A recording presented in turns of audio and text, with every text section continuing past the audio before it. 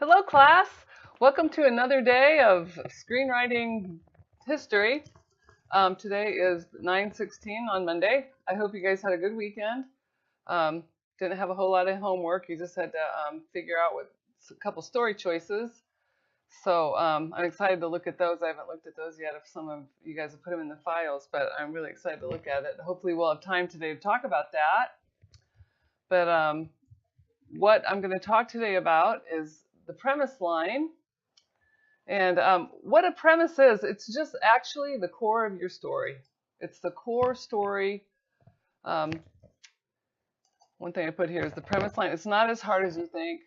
I know from the reading, the Jeff Lyons reading, it was a little complicated. The explanation and putting the pieces together may seem a little daunting. I'm going to try to make it as easy as possible today. I'm going to do some stuff, we use some stuff that we've already done, and I mix that in, and hopefully that will help. So what we're talking about today is the premise line. And the premise line reflects the core of your story. It's basically just your story structure kind of fleshed out in a few sentences. So it's really important to work through your story structure before you start writing. It's going to save you a lot of time writing if you have the whole thing kind of mapped out. So this is going to help you kind of map out your story structure. So the first thing you have to do is determine if your story is a story or a situation. And I know from reading you guys a story and situations papers, a lot of you said in your paper that you didn't really get the difference between story and situation. But I saw from your papers that you did pretty much, did a pretty good job of discerning between the two. Most of you. But we're going to talk about that. We're going to review that a little bit, first of all. And then the second aspect of building your premise is, got to keep going back through this, is you have to map out the core story elements. The third thing you have to do is decide if it's high concept or soft concept idea, which I don't know if you guys have learned any of that yet. Then you develop the premise line, then you develop the log line and the tagline. So we're going to start with, is your story a story or a situation? Going back over this again. It's actually pretty simple. First, does it present a puzzle, mystery, or problem that is about solving a problem but shows no growth in the protagonist? Is the protagonist's only job to outmaneuver the opposition with no change to himself? So you really don't have to get into the guts of the inside of your characters at all. All you have to do is show them solving a problem. There's no emotional aspect of it, no emotional element, no core belief element, not about what they believe, about themselves, or what they need, nothing about that. You're not even going to have to map any of that out if you have a situation. Number 3, all reversals, complications are designed to create more obstacles to overcome, but don't reveal any of the character's motivations. So it's just a plot-driven piece. You just go from complication to complication, and the only thing you learn about the character is how good he is at solving this problem and getting out of the pickles that he's in. So the fourth thing is, does your protagonist end up in the same emotional space that he began in the beginning? And usually just about all the time they do. There's not really an emotional, you don't really get to see a piece of the inside of your character at all. And you don't have to worry about it. You just have to create a compelling problem with a compelling obstacles, a really good antagonist, and then they have to be able to solve the problem at the end. So is the protagonist dealing with the shallow, okay, so some of the ways, is the protagonist dealing with the shallow personal psychological demon like booze or ADHD rather than struggling to heal a profound moral component that drives all core dramatic action? So we'll talk about that about motivation in a minute when we talk about story. So sometimes the protagonist in a situation, they'll try to throw in a psychological problem, like booze, like you said, or ADHD, and you don't see them struggling to heal. They'll usually present the problem and then not resolve it in the end. You'll see that there's no resolution. They don't build the problem. They don't show why he's an alcoholic. They don't show if he gets better as an alcoholic. It's just, okay, this guy has this demon and he's overcoming these obstacles, with this demon on his back, kind of. and it's kind of cheesy. But if you just like all the action and you don't care, you know, sometimes I went this weekend and saw that movie Peppermint, and it was just super thin story, super cheesy, super lots of action. And the guys I went with a couple guys, and they loved it. They thought it was great because it was just a lot of gratuitous fighting and stuff like that, but no story whatsoever. It was a situation, and pretty thin, pretty good example of a situation and kind of a thin situation. But anyway, the second part is to find out if your story idea is a situation or if it is an actual story. So stories are all about motivation. It's all about your motivated character. What motivates him? What makes him tick? Why does he do what he does? It's basically a psychology piece. So the most important thing is if it's a story, the audience will see what motivation lies behind your character's action. So every action your character does will be motivated by their inner core beliefs, desires, and needs. And the plot points will work to reveal the character's inner life, why they have certain behaviors, attitudes, and make the choices to act as they do. So this all is kind of complicated. It's something that you have to do. You have to really work at it and map out your story and understand those motivations.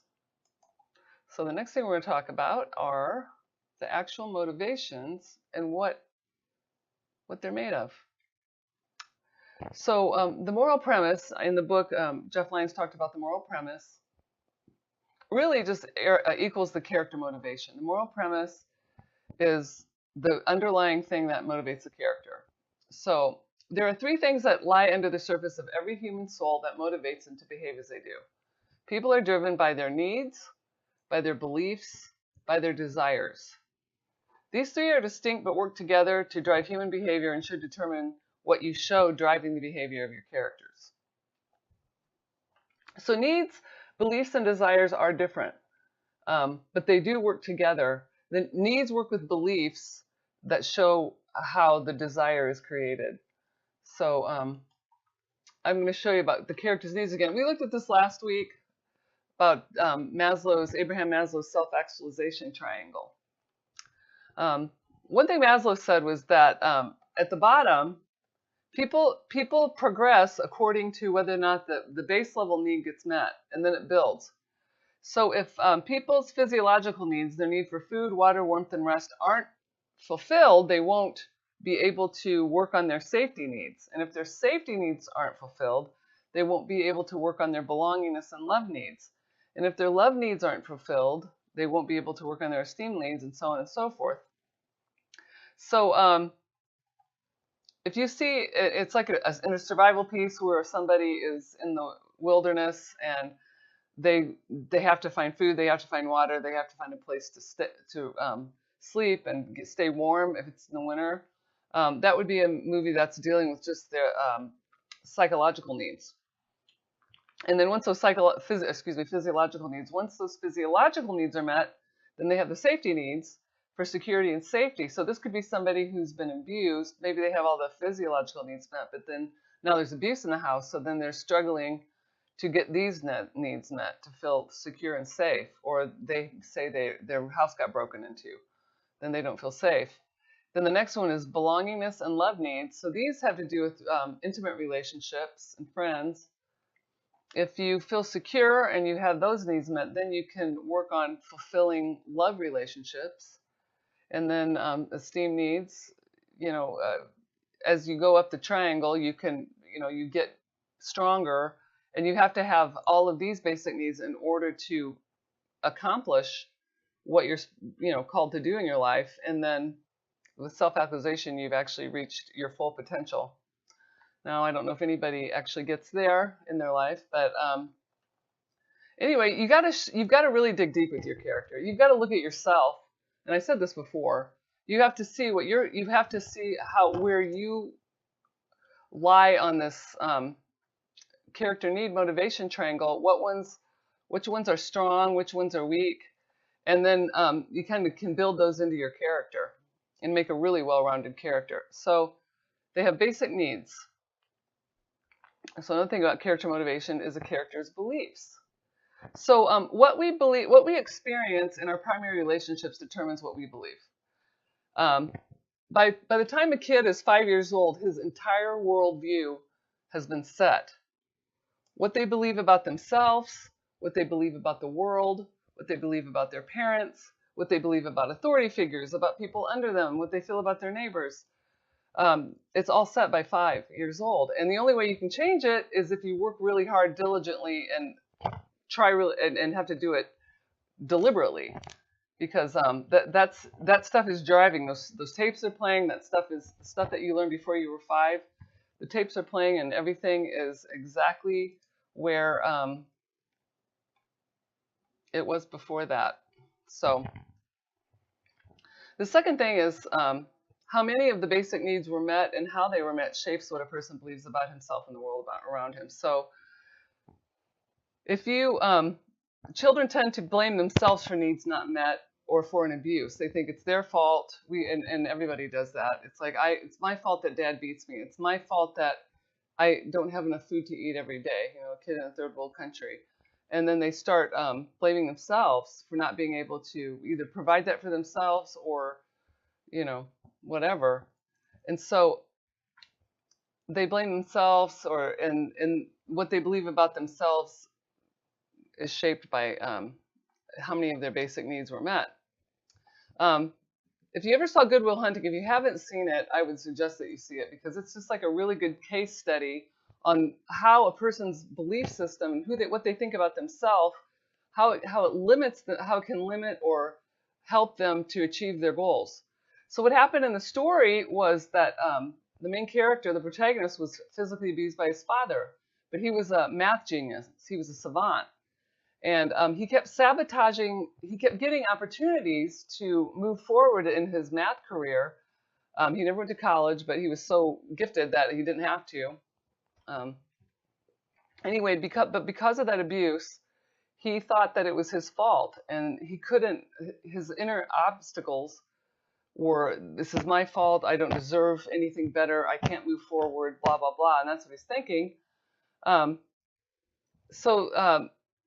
A child who is abused physically usually has too low self-worth and experiences many inner obstacles to reaching their potential, their life's potential. So at the end of the film, the psychologist he works with is Robin Williams, and Robin Williams, you know, provokes him to the point where he finds out that the abuse wasn't his fault. And after he has that one realization, then he's able to move into his, he got a job as a math, statistician or whatever at a big university, MIT or Stanford or something.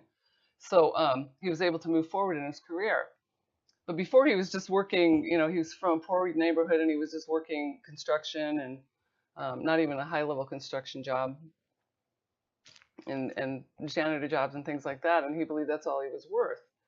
So he couldn't move forward. But then, so these are great things. If you can understand the motivation, what's behind, if you can show what the character believes about themselves, you can show the obstacles to what's hindering them and what they believe about themselves, that really move your story. It'll really make a deep, impactful story. And also what motivates your character and what develops a person's belief, your character's belief, is about what is caught and taught by the child and by their primary caregiver. It determines their core belief. You guys are Christians, and your parents taught you precepts of the Bible, but I'm sure they also lived it out. You saw them doing their devotions in the morning. You saw them asking forgiveness for each other. You saw them acting like Christians and behaving like Christians, and so you caught what Christianity is by their behavior. But you were also taught it by them, and as you read the Bible and things like that, as you get to know the Lord, you're actually taught by Him specifically, but by your parents and things like that. So I knew a guy that he was from the South, and he was only 29 years old, but he used to call me ma'am all the time, and he was really charming and very considerate, and it's just a really sweet guy. And I asked him, I said, why are you so considerate? And I said, you're just a regular 29-year-old guy. he didn't have dreadlocks, but he makes kombucha, and he's just one of these normal 20-somethings. And he said that his mother taught him the Southern women do actually teach their sons how to respect women, how to treat a woman, open the car door for them, do stuff like that, and they're actually taught by that. So you can show things like that too, about how your character learned what they learned, who taught them what, and what they learned by their parents and all that. So a character's desires, human beings' desires are driven by their needs and the beliefs that work in conjunction with it. So their needs work with their beliefs, and they work in conjunction to create their desires. Because usually their desires are they're trying to overcome a bad belief about themselves and fulfill a need about themselves at the same time. So if they're hungry, their biggest desire is to find something to eat. They will work to that end until the need is met. Any obstacles in the way, they'll try to overcome. In this case, your character's journey would be to find food to eat. Really simple, if it's just about a basic need. If it was a need for love, you would see the same thing. Their biggest desire would be to procure love, to find someone who would love them. If they believe they deserve to be rejected, they will strongly desire to be accepted and work to that end in relationships. And we've all seen movies about that and probably done it ourselves. Your character's journey will be to find someone who will accept them, or better yet, they will learn to accept themselves, so they'll be able to attract acceptance to them. My nephew, when he was 5 years old, moved to a new neighborhood, and even though he was good at sports, all the boys in the neighborhood, because he was new, wouldn't let him play with them. They made fun of him for no reason whatsoever. Anything he did, they'd make fun of him. So he was completely rejected by the boys in his new neighborhood. And he really got a complex about that and had trouble all the way through high school, and even he's 25 now, making friends and making really good friends. And in high school, he finally did make some good friends. But even now, he's struggling with girls and rejection and not feeling accepted and things like that. But he's trying to work through those belief systems. But he was set up by that instance with those boys in the neighborhood. His parents didn't reject him, but those boys in the neighborhood did. So his idea of rejection had to do with the outside world, people out there, rejection from friends, and not his family necessarily, but friends and teachers or whatever. So, but he's still working through that. But you can show your character working through that and show how they work through that. And just think about the things you've had to work through and struggle through because of beliefs that you have, and really try to meld your character with some of the experiences you've had, or some of the issues. Like if you've had rejection issues, or if you've had issues not feeling loved or whatever, all of us have had that.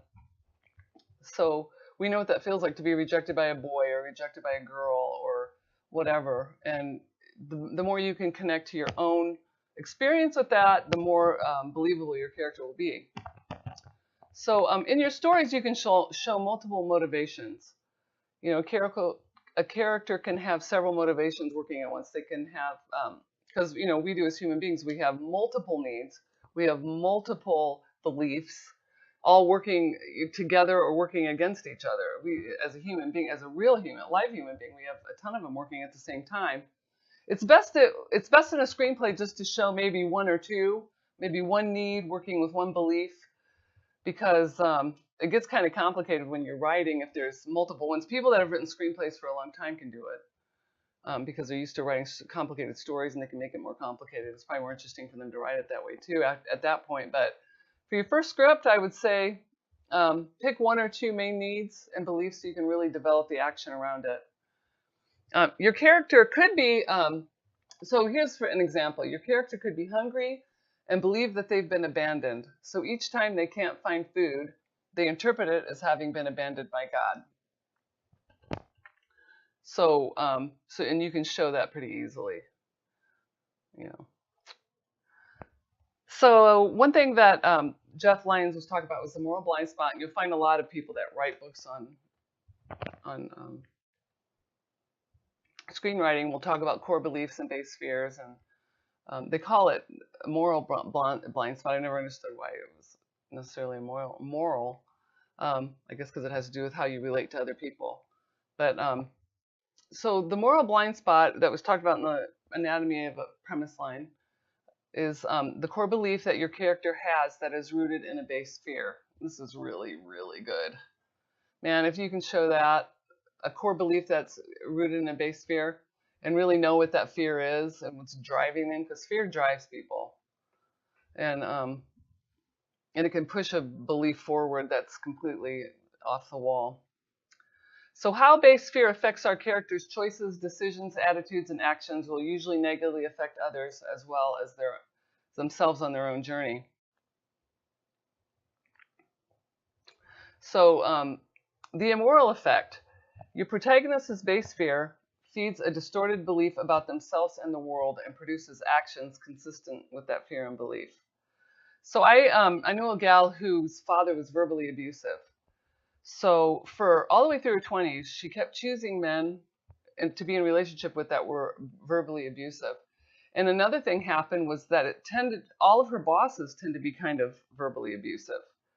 And so she just, because she believed about herself, there was a fear that everyone's going to treat me like my dad treated me. And then her belief is, I'm not good enough to be treated better than my dad treated me. So she kept attracting, with authority figures and men in her life, those, because of her beliefs, and because of that base fear, she kept attracting that. So what happened was she had a kid, and she noticed that over a period of time, she was treating her child just like her dad had treated her. And then that's when she got the wake-up call. She was like, oh, I got to change because I do not want to be like my father. So what she had to do was forgive her father for what he did, and then therefore the Lord forgave her, and then she didn't repeat his behavior anymore. But you can show that in a story really, really well, and it makes for a really interesting story, I think. Maybe you guys don't, but you can show those things that happen. What happens? These bad things happen to them, and then they realize, the first thing that happened, her dad being abusive wasn't her fault, but the fact that she just kept repeating the behavior, that was her fault. So she had to break that cycle, and showing that journey in a movie, people like that. They like to see that because that's what happens in real life. That's what happens in a real person's life. So dynamic moral tension. This happens as your protagonist makes choices based on their base fear and distorted beliefs, which all of us do until we see it, until we see that, and that's the Holy Spirit's job to show us what we're doing. But he's really good at that. That's what he does. But so a passive protagonist is one who is constantly in reaction mode, just responding to external events that force them to act. So if the gal that I was talking about, whose father was abusive, if she was a passive protagonist, she would have just continually gotten to one relationship after another with these guys that were verbally abusive and felt like a victim and said, why is this happening to me? And she probably did anyway, but why is this happening to me? And just reacting and getting out of the relationship with the one and then going into the next one and constantly in reaction mode rather than saying, wait a minute, I'm going to change what I believe. I'm going to change the choices that I make. I keep making the same choices, maybe I need to change something myself. And that would be the active protagonist. It's one who makes choices that either indirectly or directly affect everything that happens in your story. So they're making choices for change, the active protagonist. The passive protagonist is just reacting. So most passive protagonists are really boring. I wouldn't write one if I were you. The movie Gravity had a passive protagonist. Sandra Bullock was lost in space out in the middle of nowhere, and she just kept having to react until she got into safety. And she didn't really have, the problem was so much bigger than her, she didn't have any power to affect change. And there's people that live like that. They don't believe they have power to affect change, so they just keep reacting to they let their circumstances decide what their life's going to be rather than they deciding what their life's going to be. So you want an active protagonist. Okay, we need a little breather here. And I'm not sure what to do because you guys, I can't talk to you on the video. But if you want to stop the video right now, you can, Jason. And maybe if I can hear the students and they can hear me, we can talk a little bit about their questions over this first section.